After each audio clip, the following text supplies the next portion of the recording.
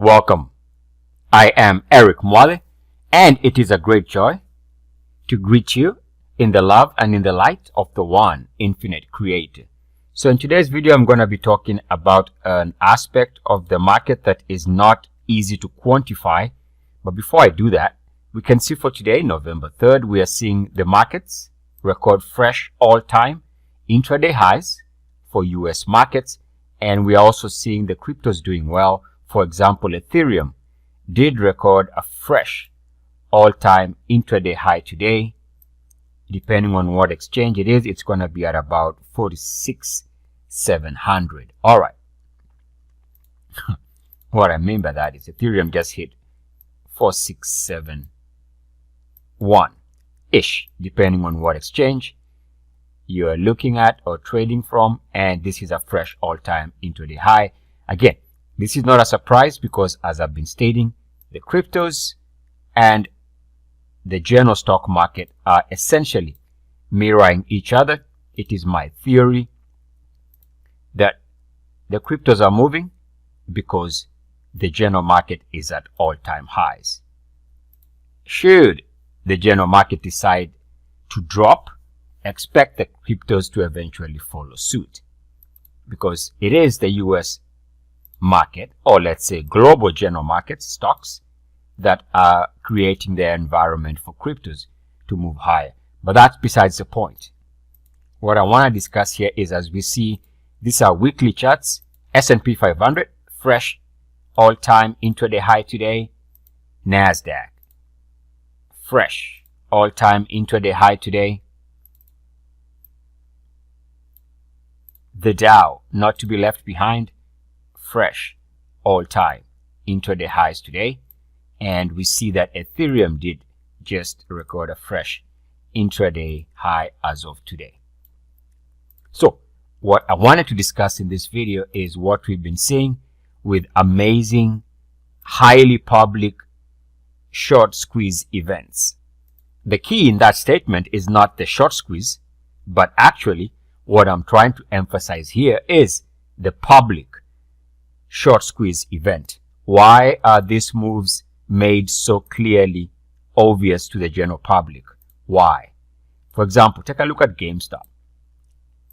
Big move here in January. We are all familiar with this amazing short squeeze, and the fact that it was being discussed by essentially everybody, including those who don't know what the stock market is. Why was it so public? Why was it the talk in every media outlet, especially the financial ones? What's the message in that? Now, from a technical standpoint, because I always do want to make sure I stick to the technicals, notice in all of this, if not most of them, it's essentially a one and done event. This event is more fluid, more powerful than the subsequent bounces. And the reason is very simple. Before the move here, you can see there's no price action here. In other words, the stock had not traded in those price levels. So this is an aspect of trading called overhead supply. In other words, if you own the stock in this phase, everybody was happy, giddy, excited just to own and enjoy this massive run. In other words, there were no disgruntled sellers. But now, after this plunge, and it was a serious plunge from a percentage point, this reversal here, taking the stock from, let's call it 460, down to the lows here of, I think was 34. This is a massive plunge. So all these people who are trapped here, all of them, we're talking millions of shares. All those who are trapped in that very powerful reversal are going to be sellers during this move to recover. So as you try and recover here, all of these people are just putting pressure and selling. And that's why it eventually cannot hold in theory. And it starts pulling back here. And then there's another attempt that ultimately also cannot sustain the upward momentum, and we see this drifting lower. In other words, in all of this, like I said, it's a one and done event. One and done. And I know many people are going to go and play this just from recent memory, because we are all so predictable. I mean, we really are. All of these people are playing the bounce, thinking this thing is going to 500, 600, 700, 800. Even the ones playing it this week are thinking that we are going to go back to this phase. But you have to understand overhead supply. In other words, when a stock is making all-time highs, there are no natural sellers. Everybody's just happy. Everybody's in the green, in theory. So who's selling? Nobody. And if you want the people in this phase to sell the shares to you, you have to tempt them with higher prices. And even that is not the reason for this video. The reason for this video is that big question. Why are these short squeezes very public? And I'll try and answer that question towards the end. Let's take a look at another recent short squeeze. And again, I'm going to just go through them quickly. This is AMC. We are all familiar with this move in AMC in May and early June of 2021. Big move. And again, this is a one and done situation. We have to understand this. This move has a good chance of spiking. Why? Because there are no natural sellers. As you can see, nobody has bought this over the last 2-3 years in this price range. So as it moves higher, there are no natural sellers. It's a one and done event. So to try and anticipate the next bounce in the same stock is not how the game is played. It's done. Think of it this way, if I can put it another way. So let's say it's a ball. You throw a ball in the air. It's going to bounce. But with every bounce, it's losing energy. So this is the event you want to play. The initial throwing of the ball, quote unquote, is where you get the biggest move. The next bounces are going to be weaker and weaker, which in theory can explain why we see, yes, somebody is thinking there's going to be a bounce higher, but these bounces are just can't hold on. Why? Why? Well, again, overhead supply. All these people who are still holding are looking to sell and get out even. So every time there's a little bit of a spike in the stock, they are selling into that movement higher. And essentially, they are putting a lot of downside pressure in any attempt to move higher. Another stock here, this one, same one as AMC's AMCX. Nice move here. Again, one and done.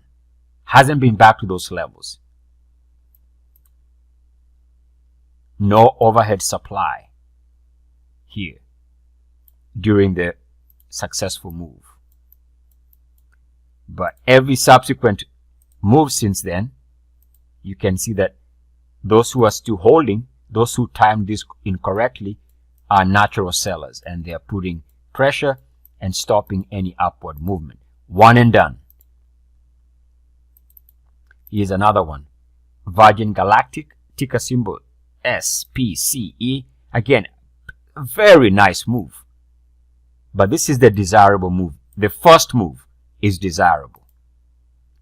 And again, there's no sellers at this price.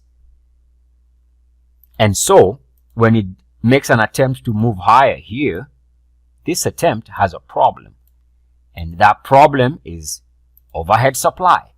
All these people who held on, just made the mistake of holding a little bit longer, are looking for this spike to sell. And that's why you see that eventually prices roll over.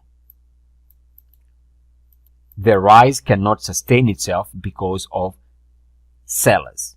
Overhead supply. Supply by those who bought at higher prices. Stops or slows down a recovery attempt. Again, very public move.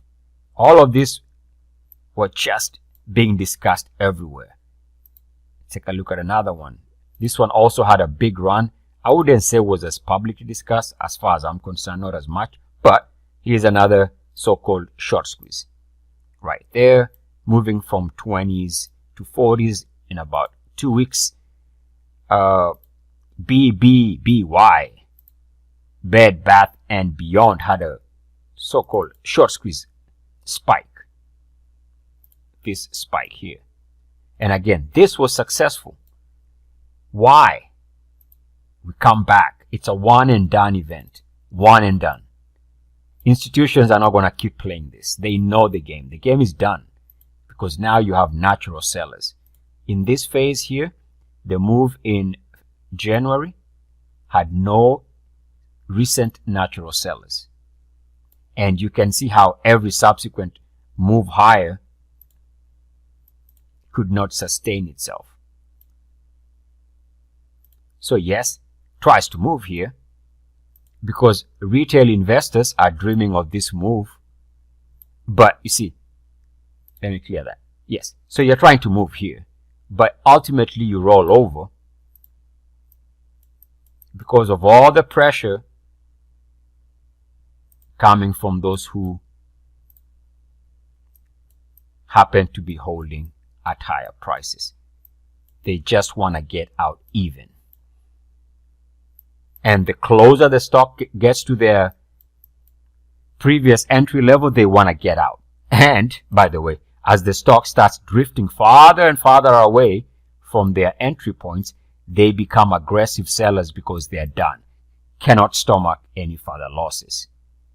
It's that overhead supply that makes it a one and done. Here is support.com. It's changed its ticker symbol over the last couple of weeks, if not over the last couple of months. But this was support.com. Big move from, let's call it, under 50.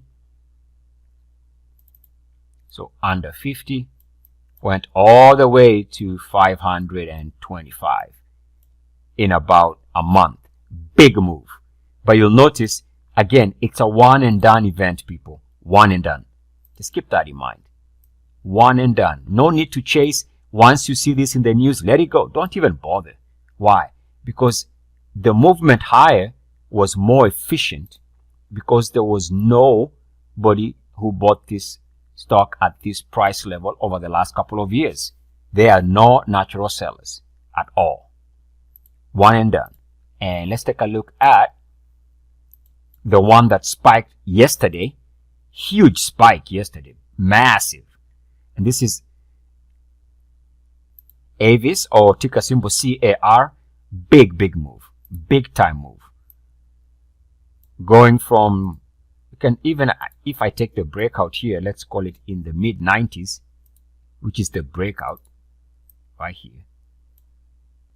Effectively, this is when the short squeeze began. So we can say that was in the 90s.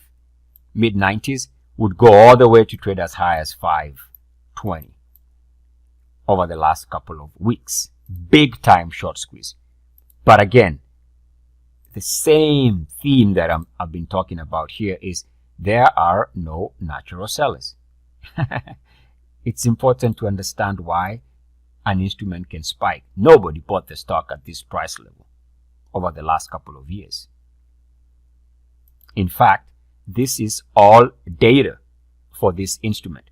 All its trading data since 1991, 1992. All trading data. This stock has never traded above 70 until this year. This is the high, 2014. So what I'm saying is you can see that there was nobody, absolutely nobody, who owned the stock at these price levels. Above 70, above 90, which is the breakout right here, where the short squeeze begins. Nobody had owned the stock ever above 90, 95. So when it starts moving higher, there are no sellers. None. Everybody's happy. It's like they just hold on. What do they have to lose? They have nothing to lose by holding on. So they enjoy the ride. Now the problem becomes those who are going to attempt, because of this recent spike, to try and play the next bounce. So you're going to try and this is going to, it's already pull back. It's trading at 300 now. It's going to bounce. It's going to attempt one of these. But remember, the chances of this future bounces to be successful are very low because of sellers. There are people who just happen to hold on just a couple of minutes more than they should have, and now they are holding on to a massive bag of losses, and they will stop and slow down any spike. But now back to the main question. Why are these things made so public? Why? What is the predictive programming? Why is it that short selling is being made an example of? Why? Why, essentially, is it that everybody is essentially being programmed, repeatedly, by the way, not to short? That, in my opinion, is the underlying message. The message is, do not dare short any stock. Because you might be part of this massive short squeeze. Do not short is the message. And they are using the media to pump this message over and over and over again. And I suspect the reason is the general trading public has become a little bit too sophisticated. And every single time the S&P 500 pulls back slightly, every single pullback in the market is loaded by traders on the short side. So it seems like it's going to be impossible to take this market down without the crowd profiting. That makes sense? In other words, traders are very sensitive, and they know that the general market is due for a plunge. So every pullback has been met with an increased amount of short selling as traders are anticipating huge profits on the way down. So if we want to take the market lower, or should I say when they want to take the market lower, they want to do that with everybody sitting on their hands, confused as heck. So the only way they can stop you from shorting the market when the next bear market begins is by repeatedly showing you the example of what happens if you short stocks. I think that's the message. It seems kind of obvious that this is just your ordinary predictive programming. And I bet if you think about it and question your own self, you'll realize that actually even you somehow now don't want to ever short any stock. How is that? How did you reach that conclusion? See, this programming works. And I'm not sure why they have to do that, because as we can see this example here, on the way up, markets tend to be relatively stable and just grinding it out, just grinding it to the upside. Slow, steady, hard-fought move higher. But on the way down, they tend to follow this type of sharp but very volatile down action, which is hard to predict. Which, by the way, naturally makes shorting in any bear market a tough job because of these very, very powerful reversals that take place in every bear market. Very violent reversals that end up going nowhere. But in the time when these reversals are taking place, they do put a lot of pain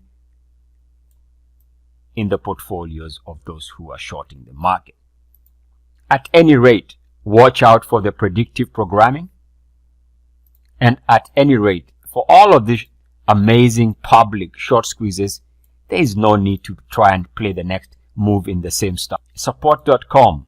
This was a one and done job. GameStop. Very public, but again, one and done. It's over. And AMC. The show is over. One and done. Let it go. Move on. At any rate, all of these stocks mentioned here, even the market, Ethereum, all of them, S&P 500, Dow, Nasdaq, when they began moving, they met the minimum requirements for the ultimate Muathe breakout. So instead of chasing this move for a bounce, why not wait for the next ultimate Muathe breakout to time your entry for the next potential amazing short squeeze?